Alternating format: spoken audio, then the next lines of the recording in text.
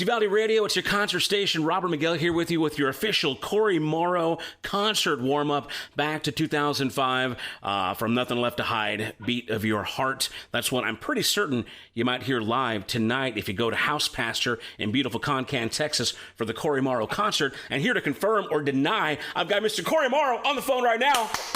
Welcome back, sir. How you doing? That's a confirmation, Bob. That's a confirmation. Nice. Very good. So I'm sure you got a fantastic set list ready to go. Is the band all greased up? How are you guys feeling about the show? Yes. We got a little bit of the old stuff, a little bit of the new stuff, and ready to get people out there dancing and hollering and cheering and have a good, closing for the day of Tubing on the River. Now, I was going to say, normally we do these, little kind of concert interview chats to prepare for the show, but usually you're out of town or at home, but this time you're actually in Uvalde County. You're in Concan right now, right? I am actually at the Ice House on River Road, giving away raffle tickets for the concert tonight and helping people put beer in their cars so they can head down to the river and do some floating. So I'm here right next to the House Pasture, the new Ice House that they've got built, beer barn. Just kind of helping out, man, saying hi to folks as they come through. And, yeah, man, I was actually here all last week on vacation. So this is my second home, and I've been coming here for 40 years. So I love this place. So tell me, man, give me the rundown. How was your week been? Did you bring the whole family? What's that vacationing for Cory Morrow family been like? Vacation for me is much different than it was 20 years ago. Yes, I brought all 5 kids, my wife. We had some other friends stay with us, and a friend's house there on the river, and we spent our time playing blackjack and tubing and kayaking and eating a bunch of food that wasn't good for us. Now, you said you've already been on the water. How's the water looking this year? Pretty good? Water's good. Well, so we got here right before it rained a few days ago, and so it was really, really nice, clear, and awesome, and then it rained, and it got a little murky, and the flow was too fast, and it slowed down, and right now I think it's just beautiful. I think it's optimal and perfect. The levels are great. It's not too fast. You can get over any of the crossings you need to get over without having any trouble, and it looks beautiful, and everybody out there is feeling good. Now, Uvalde County, we got some of the best tubing, that's out there. Tell me this. I mean, are you one of those guys that you just kind of chill, you hang back, or do you get in the rough of it? Do you end up, because when I go tubing, I end up more beat up than rested. What's tubing for you like? Man, I haven't done it in a long time. Like I said, we just hung out by the crossing with the kids, and so I've got little kids. I've got 4-year-olds, 6-year-olds, 8 and 10-year-olds. So they like jumping in the rapids and playing like that. So we didn't do a whole lot of tubing. My wife went tubing. But for me, when I go, these days it's a little bit more of a workout because I am trying to wrangle everybody in and make sure they don't run themselves over.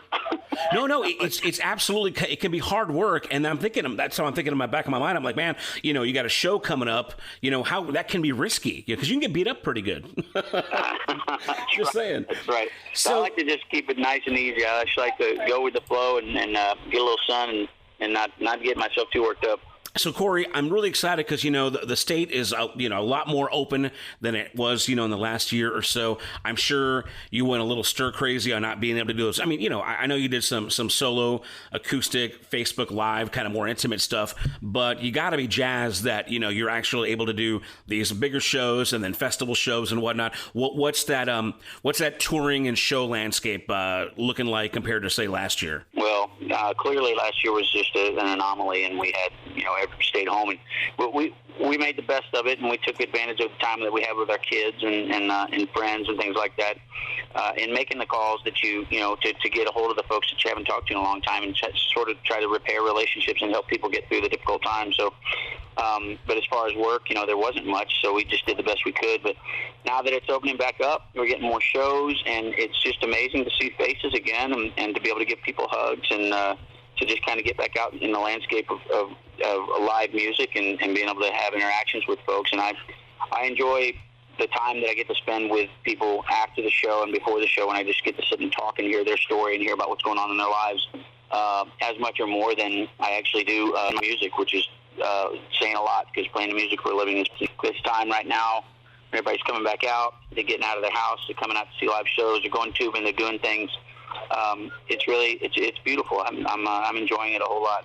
Now, I've scanned your Facebook. I mean, you've done recent shows at the Granada in Dallas. You've done Floors, Country Store. I mean, some pretty iconic venues that I'm sure you're regularly toured that you probably hadn't been to in a while. I mean, was it kind of like walking into these places like brand new again or seeing old faces? I mean, I'm sure just even hanging out with like Harper and Candace over at House Pasture, it's kind of like, a reunion, right?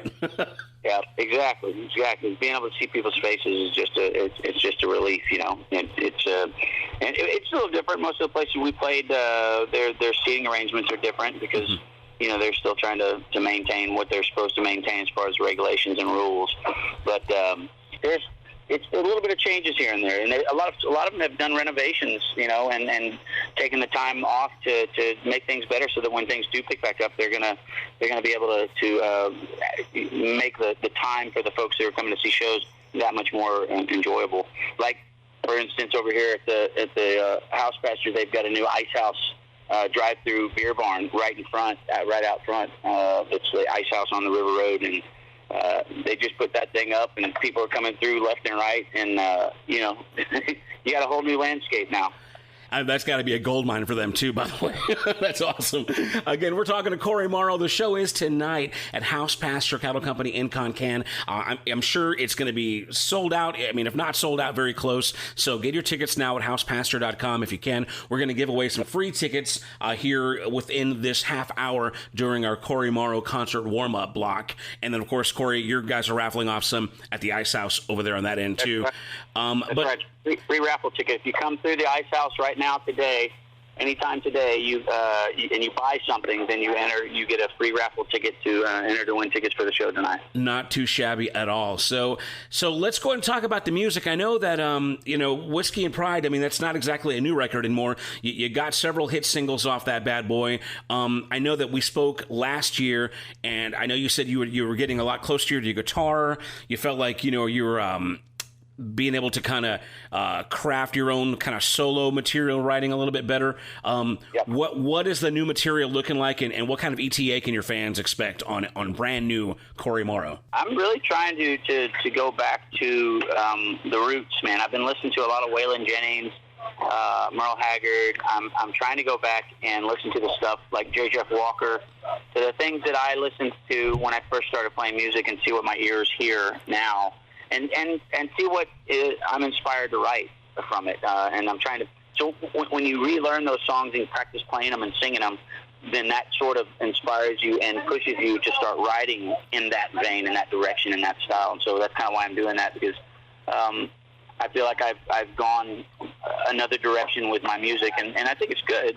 I think it's good to go explore in different directions, but I don't want to lose the roots that I came from, and so I'm starting to kind of try to dig back into that, and I want the next record to be have that feel. I want it to feel like it did when we first started. I want to get back into that idea, that heartbeat, and see what that direction takes us. So I think hopefully it'll be more of a classic country feel to it that will appeal to the folks that have been with us for the last 25 years, that have hung on and been fans of ours for that long. Now, are you already sitting on a few finished works as far as songs to choose from, or how is that looking? Yeah, I've got several. I've got probably 6 or 8 that have been written. Now, not all of them are going to make the cutting floor, because some of them are a little bit in a different vein of that old classic feel, but some of them are absolutely right up the center of that old classic feel. So, it's hard because I don't want to not record a song. So just because it doesn't necessarily fit the album, so it's difficult. I sometimes will just cut a song just so that I can have it, and maybe we recut it on the next album. But and I always love the new stuff that I write. That's sort of how it goes for me. People say, "What's your favorite song?" And I'm like, "Well, the one I just wrote." Right. I always like the one I just wrote. So hopefully this will be something we go into the studio by the end of the year, and we have something out maybe the first next year. Well, very good. Again, we're talking to Cory Morrow. The show is tonight at House Pasture in Concan. Now, Cory, we mentioned you've been doing this for like 25-ish years. You are celebrating the 20th anniversary of your collaboration with Pat Green, right? Tell us about that, I guess, digital re-release and all that excitement. Yep. Yep, absolutely, absolutely. It's been a long time since it's been available. There has not been a hard copy or an online copy, a digital copy available for maybe 10 years now. Wow. And so people have they've lost their CDs, or they never made a digital copy of it, and so it's sort of been unavailable to a lot of folks. And so we were able to get our hands on it and remaster it and redo it and put it back out. And so it is now available, and Pat and I are discussing doing some shows together to celebrate that record, and kind of like we did 20 years ago when it first came out. We're going to get out there and play some of those songs, play some of our more current songs, and just do a show together where it's kind of the two of us up there having fun. So again, that album's called "Songs We Wish We Would Have Written," and again, that's Cory Morrow and Pat Green. And wow, I mean, basically a kind of a legendary Texas country iconic album. And it's interesting though, because back then you guys were definitely more independent than you are now, and the whole record business has changed so much. That things only kind of came out on CD back then, and digital didn't exist. And I imagine that red tape was a little tough. So you say you had to probably get the masters and maybe the rights. And how did all that look? Was there a lot of lawyers involved, or was it pretty easy? Well, I can't get into too many details. It was not the easiest path to go down, but we had a lot of really good people working on it, and they finally got all the T's crossed and the I's dotted, and they got it knocked out. So it was a worthy struggle. And what's the best way for people to get their hands on it now? I believe it's on Apple, iTunes, and any of the other digital media outlets that you can get to.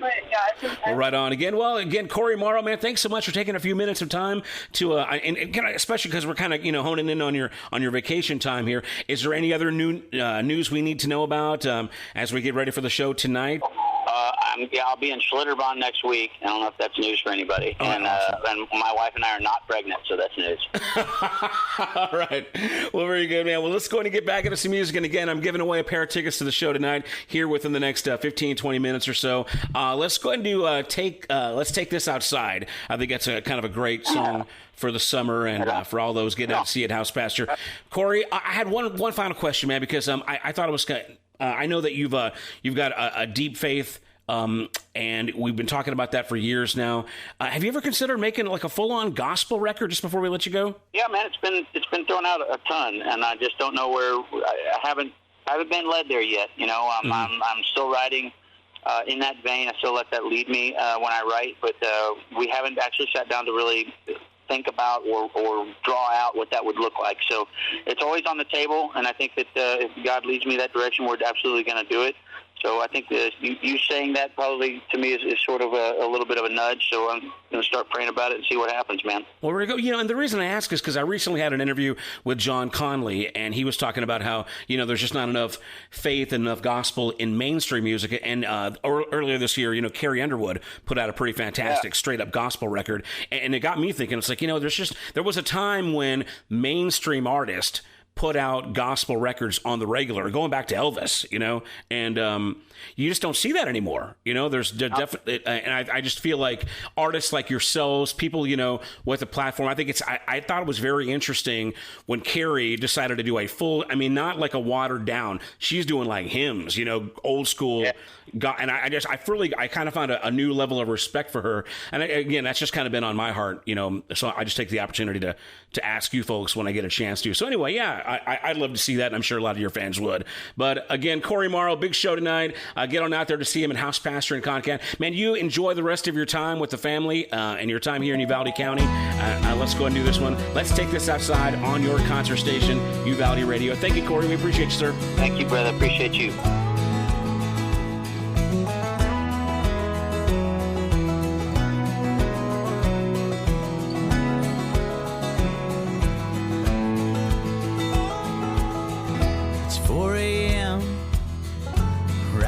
Shine, so much excitement, sleepy eyes.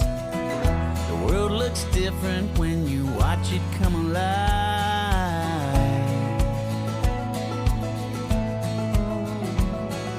Riding across the water into the sunrise. Oh, let's take this outside where the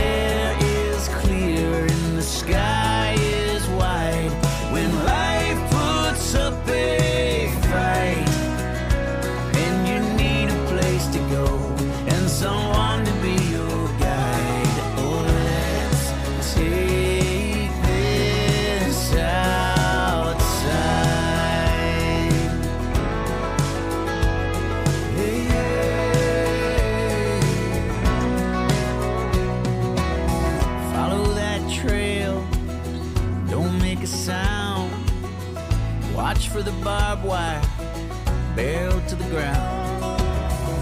Hear the wind whispering in the blind, anticipating what we'll find. Leaving all the noise behind. Oh, let's take this outside, where the air is clear and the sky is wide. When life puts up a fight and you need a place to go and someone to be your guide. Oh, let's take this outside.